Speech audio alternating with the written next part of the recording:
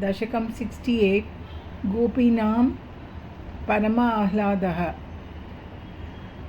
तव विलोकनात् कृष्णा गोपिका जनाः प्रमदसङ्कुला कृष्णा पङ्कजे क्षण अमृतधारया कृष्णा सम्प्लुता इव स्तिमिततां ददुः कृष्णा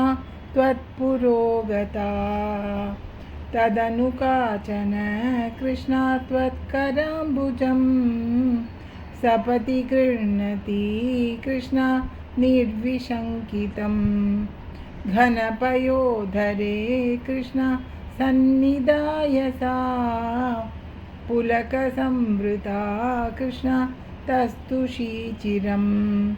तव विभो परा कृष्णा कोमलम्बुजं निजगलान्तरे कृष्णा पर्यवेष्टयत् गलसमुद्गतं कृष्णा प्राणमारुतं प्रतिनिरुन्धती वा कृष्णा अतिहर्षुला अपगतत्रपा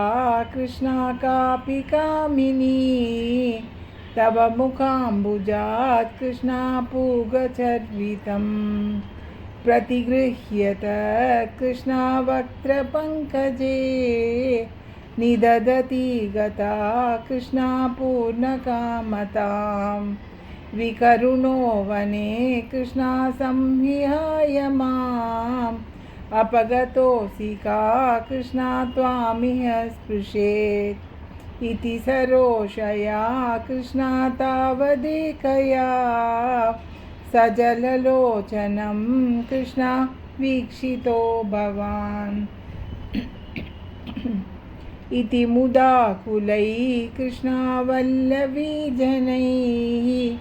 सममुपागतो कृष्णा यामुने तटे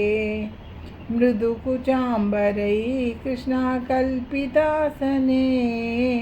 भूसृणभासुरे कृष्णा पर्यशोभताः कतिविधा कृपा कृष्णा केऽपि सर्वतो धृतदयोदया कृष्णा केचिदाश्रिते कतिचिदीदृशा कृष्णा मादृशेष्वपीति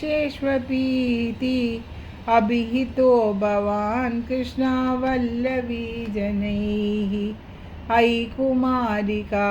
कृष्णा नैव शङ्क्यतां कठिनता मयि कृष्णा प्रेमकातरे मयि तु चेतसो कृष्णा वोऽनुवृत्तये कृतमिदं मया कृष्णा इत्यूचिवान् भवान्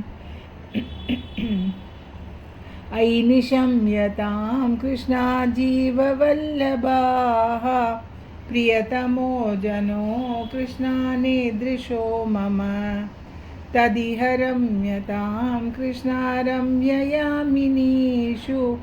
अनुपरोदमिति कृष्णा आलपो विभो इति गिरादिकं कृष्णा मोदमेदुरैः व्रजवधूजनैः कृष्णा साकमारमन् कलितकौतुको कृष्णा रासखेलने गुरुपुरीपते कृष्णा पाहि मां गदात् श्रीकृष्ण शरणं मम गोपिका जीवनस्मरणं गोविन्द गोविन्द।